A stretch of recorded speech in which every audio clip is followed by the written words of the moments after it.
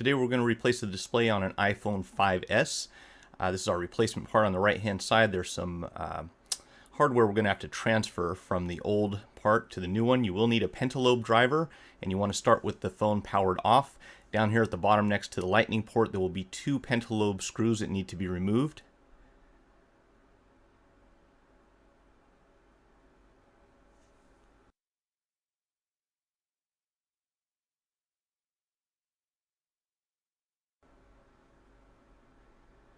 And once you've done that, what we want to do next is take a very thin pry tool. I recommend something like the iSesamo. You can always substitute a dulled razor blade if you like, and you just want to go in about a 1/16 of an inch here, enough to get underneath the plastic that goes around the glass on the phone. You want to not go between the glass and the plastic. You want to make sure you're beneath the metal frame and the plastic. And as soon as you lift this up a little bit, we'll switch over to a softer pry tool, and we're just going to kind of work our way around the phone. And again, just going in about a 1/16 to an 1/8 of an inch inside of the phone, inside of the lens, about the width of this white stripe that goes down the side. And you only need to go up to the top of the LCD. You don't have to go around the top end of the phone. And I'm going to go on the other side now, and you'll see here that I actually hit the power button on accident, so we'll have to turn that back off in just a second. Remember, that's what we always want to start with: the phone powered off and remove the battery as soon as possible. Or disconnect the battery, that is. So you can see I'm working my way up here just very gradually, very carefully. We want to preserve this LCD so that we can recycle it later on. If your LCD is already broken, obviously you don't have to worry about that. And we'll go ahead and turn this off.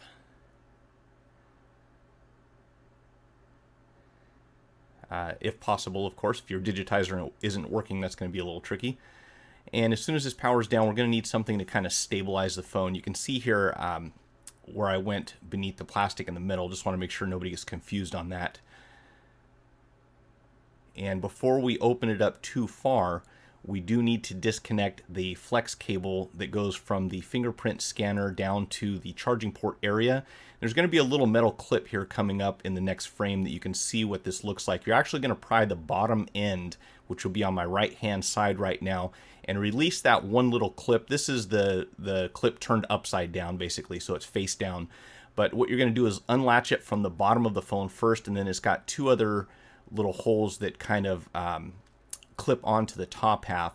So if you just go in there very carefully with like a pair of tweezers or a pick or something that you can use to disconnect that. And once that's done, we can go inside with another thin tool, and we're just going to release the pop connector from the charging port area here. And then you'll see that when this opens up, it's kind of like an accordion the way this flex cable is situated inside of the phone. And once we've got that disconnected, we're actually going to lift up on the bottom end of the phone, and you want to have something to kind of rest this up against. And sometimes you've got to kind of slide the LCD downwards towards the bottom of the phone so it doesn't get caught at the top. And once we do that, open it up, and we're going to start by removing this panel down here where the battery plugs into the logic board.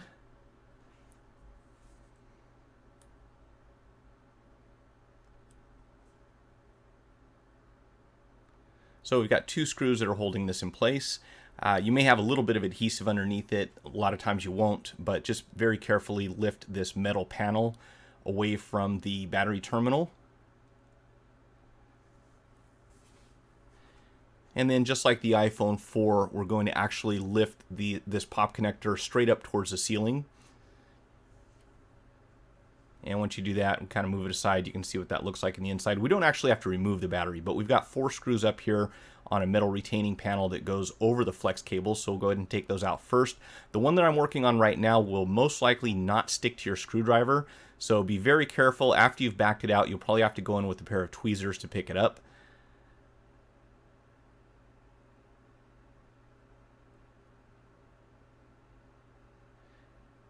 And you can see I dropped it right there inside the phone, so do be careful with that one. The other 3 are actually going to stick to a magnetized bit or a magnetic mat, so you shouldn't have any trouble with those.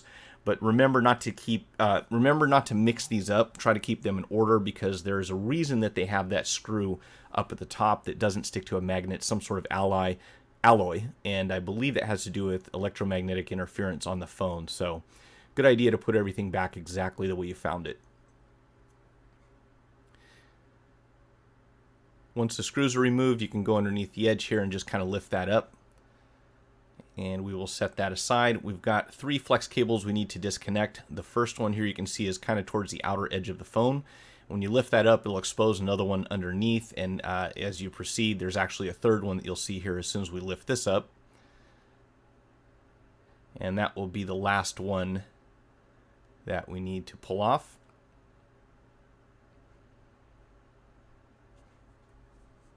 Kind of tricky to get underneath this one.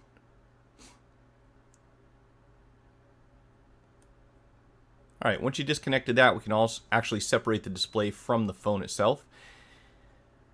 And you'll see we've got a few different things we need to move. And kind of get this broken glass off of my desk. And we will start with the home button and fingerprint reader. So you're going to have one small screw here down at the bottom that kind of allows this flex cable to fold over towards the middle panel. Go ahead and remove that. And it will actually stay, I should say go ahead and loosen that. It doesn't actually have to come out of the part that it goes into. You just want to make sure it's unscrewed from the assembly itself.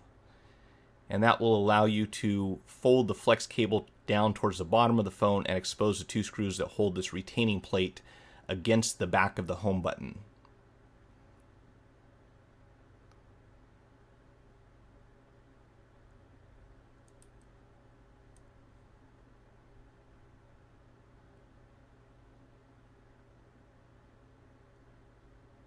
And after you remove these 2 screws, we're going to go ahead and take that plate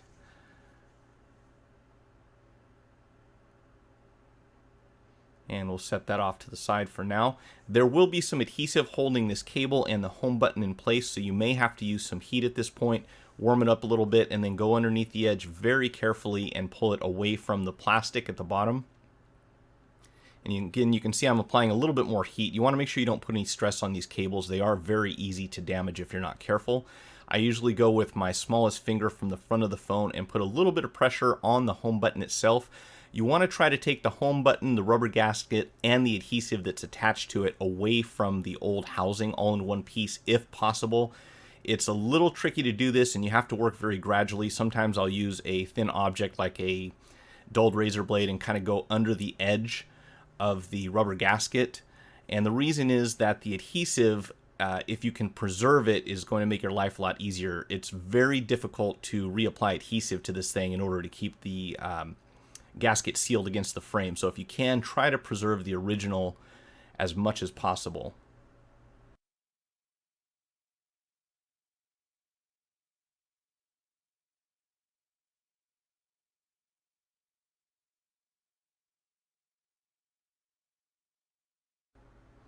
And again, don't push too hard. It's very easy to rip that rubber gasket. You want to try to keep that in one place as it does seal moisture out from getting inside of the home button area.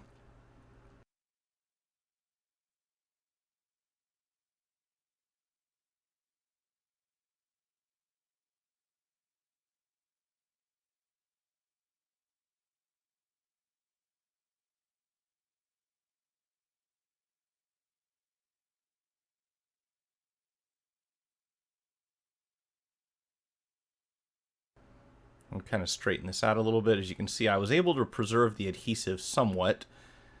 So you can usually get away with using that once or twice before it loses its stickiness. I'll go ahead and set that into position. Actually got it upside down there the first time.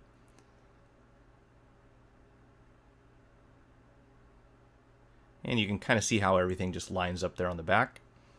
And once we get the button installed, we can go ahead and put that metal plate back on.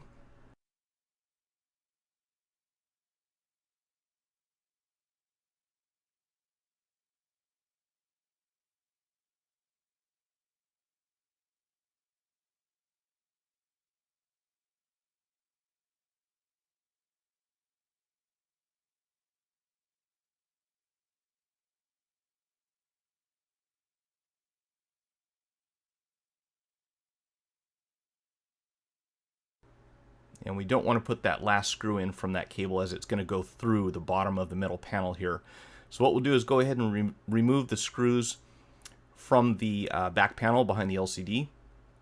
We've got actually three at the top there, and then 4 more small screws that go down the side of the frame. And those 4 are actually interchangeable.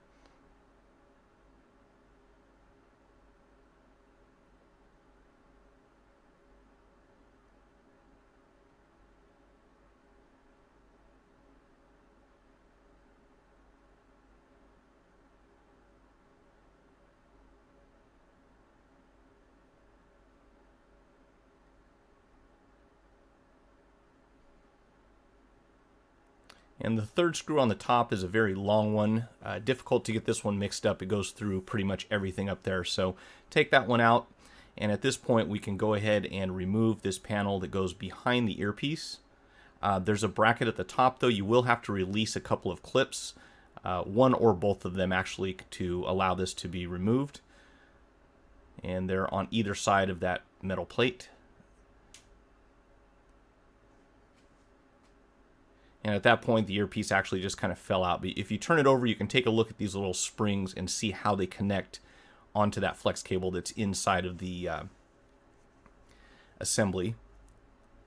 And next thing we're going to do is heat this up. There's going to also be adhesive underneath the part that we need to take off at the top here. So just very carefully get underneath that flex cable, again, with something that's not going to damage the anything you're working with pretty much. And this will actually kind of fold down once you open it up, and you'll see that the microphone is actually plugged into a little round rubber gasket just beneath the front-facing camera.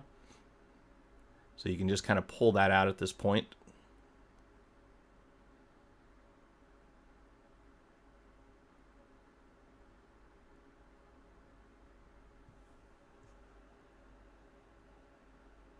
And you can see there's kind of a metallic, don't worry about that, we're actually transferring this all across, but there's actually a metallic sort of tape that goes on the back of this panel, so you will have to leave that part attached. And then we'll go ahead and move it straight over to the new assembly. And first thing I do usually is plug in that little microphone again. Now there are a couple other pieces that we want to move, and these are the dust cover for the front-facing camera and also the guide for the proximity sensor. So make sure that if your new part does not have these pieces already, you see you had a little bit of wax paper there, we're going to move those over. And what that's going to do is keep the front-facing camera from getting dusty over time. And these are glued into place, so you will have to heat them up and pry very carefully. Be careful, they do like to go flying across the room, and if you pry too hard, it is possible to break them. So you just want to take your time with these. And the one that I'm taking off now actually holds the proximity sensor in line with the 2 windows that allow the phone to compare light that's entering from the front, so that way your screen shuts off when you're talking on the phone. So do make sure that you transfer this over. You want to have it in the same position it was when it came out of the old assembly.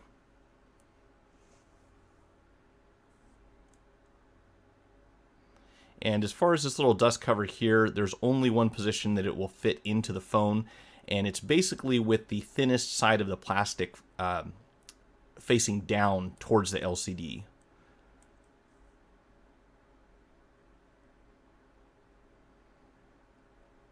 Now most of the time the new display will not, the new display will not come with adhesive, so you'll probably have to add a little bit in order to hold these things in place. I like to use the 3M 300 LSE double-sided adhesive. You can buy these online. If you have any leftover from doing an iPhone 3GS or a 4 or something like that, you can actually just cut a little piece. It doesn't take much, but it is a little bit frustrating to work with, because getting this stuff to separate and stay in one place without sticking to itself can be challenging. And what we're going to do is just kind of set that inside. You don't want to block off any of these windows, but you do want to find an area where it will allow the plastic inserts to adhere to the correct positions.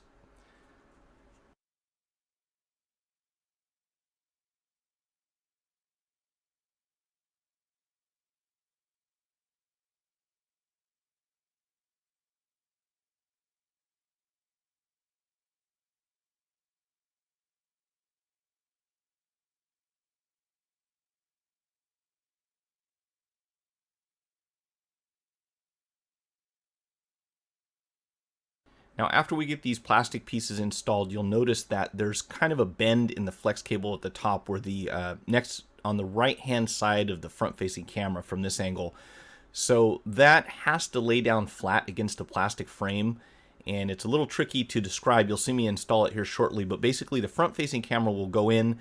The cable that's next to it will not lay out flat. It kind of goes up against the camera, down towards the plastic frame, and then it bends straight out. So do make sure that you put that in the right position, otherwise it's not going to line up with the earpiece.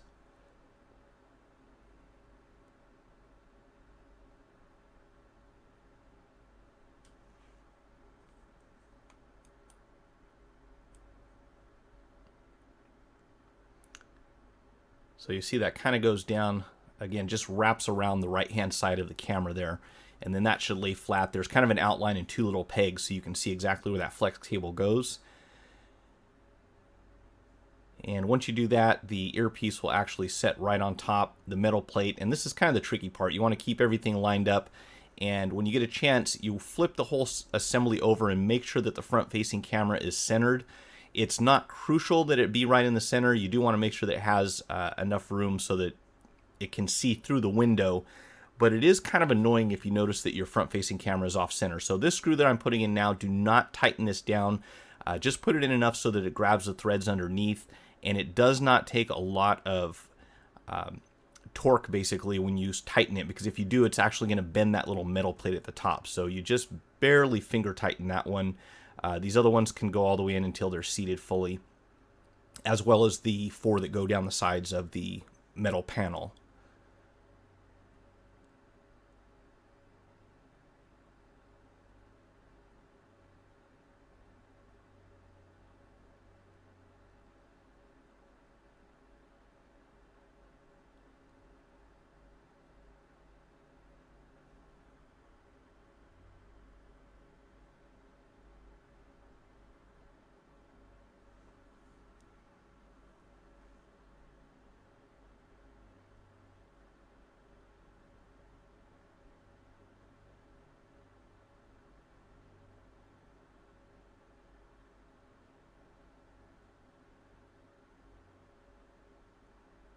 You take a look there, just make sure your camera's lined up. If not, you can always back this off just a hair and adjust the cables at the top until it is in the center. Sometimes it's a little tricky to get it to stay, but if you mess around with it for a little while, you should be able to get that to go right in the middle. And I was going to try to smooth this tape out, but it's a little tough to take off. So as long as it's sitting up flat against the back, you should be fine. And again, I'm just barely making sure that's in place.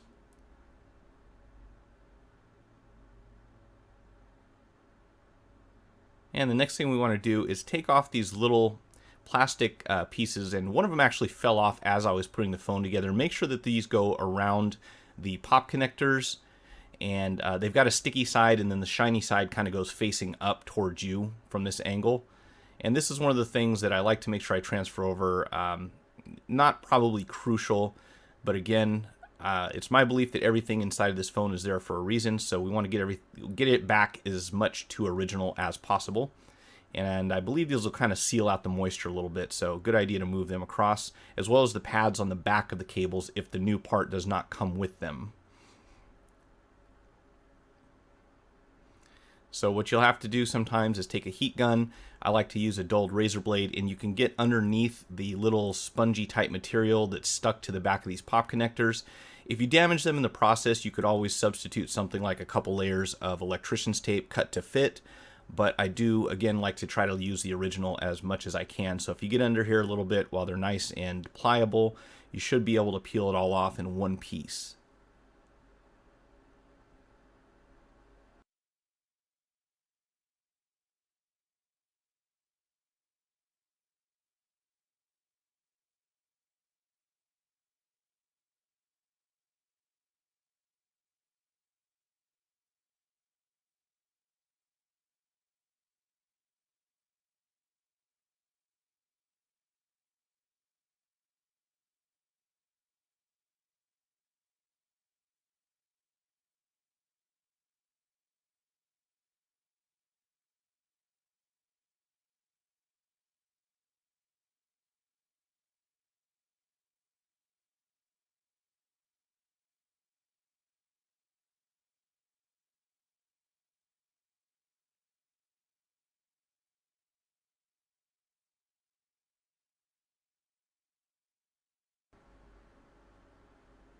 At this point, I would go ahead and put that last screw in at the bottom flex cable. I actually neglected to do that before I installed the screen here, so I'm going to go back and put that into place, but it basically just folds back over into its original position, and you can tighten down that screw. Once you do that, we're going to plug in the pop connectors here to the logic board. Be careful with these. They do not require a lot of pressure. If it doesn't snap right into place, you probably have it lined up improperly, and if you do, you're going to have trouble if you push down too hard. So just keep working with it until it feels like it lines up straight.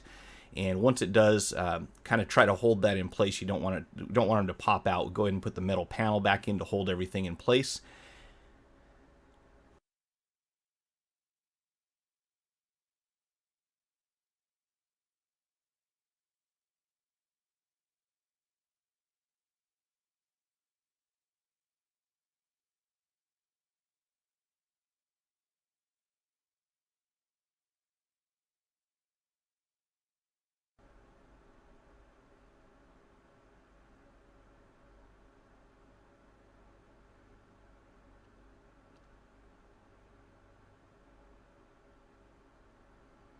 And I had to use a pair of tweezers, as you can see, to seat that one screw because it just won't stick to the screwdriver. You can go ahead and reconnect the battery, put the retaining panel and the two screws back in place, and then you'll see my somewhat awkward maneuver where I put that last cable into the bottom of the LCD. Not really that tough, but again, I would recommend you do that before you put the LCD, connect the LCD to the phone.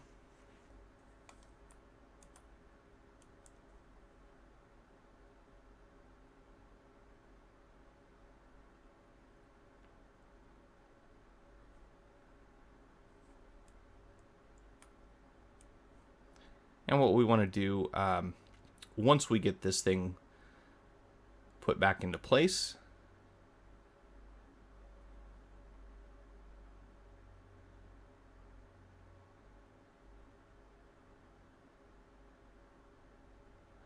as you can see, it was not too difficult. Again, I would do this outside of the phone, but even if you skip over, it's not a big deal. Pretty easy to get this one back on.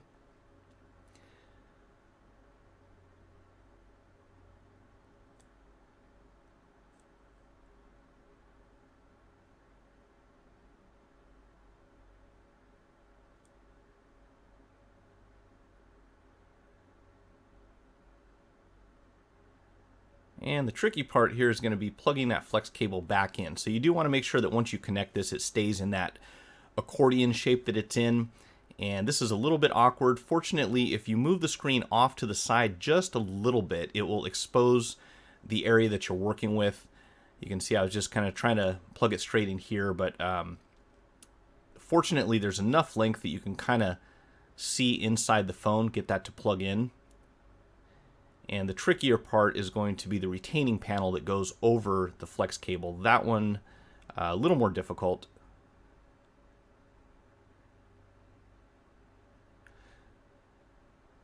So I'll make sure that that pop connector is seated properly.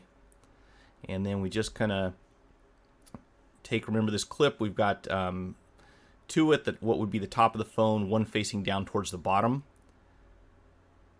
And you're going to insert the top part of it first. So the two little brackets go in closest to the LCD. And again, if you move the screen off to the side, you can kind of see what you're doing a little bit better. And I'm not going to say it's easy, but with a little bit of practice, you should be able to get this installed.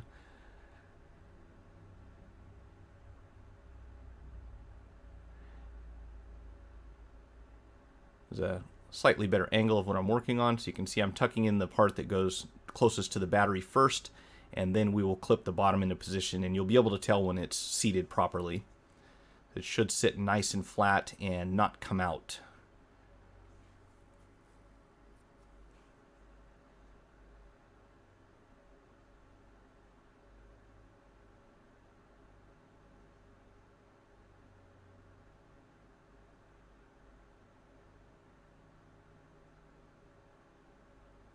Once we get that into position, we're going to tuck the top end of the phone in first. Make sure that goes underneath the lip on the edge of the frame.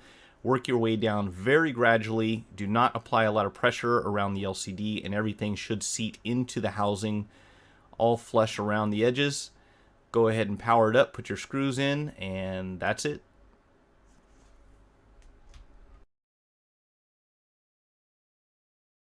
If you found the video helpful, hit the like button, share it with your friends, subscribe to my channel, and follow me on Twitter or Facebook. Post your questions in the comments section below or visit gocellphonerepair.com/forum. Thanks for watching.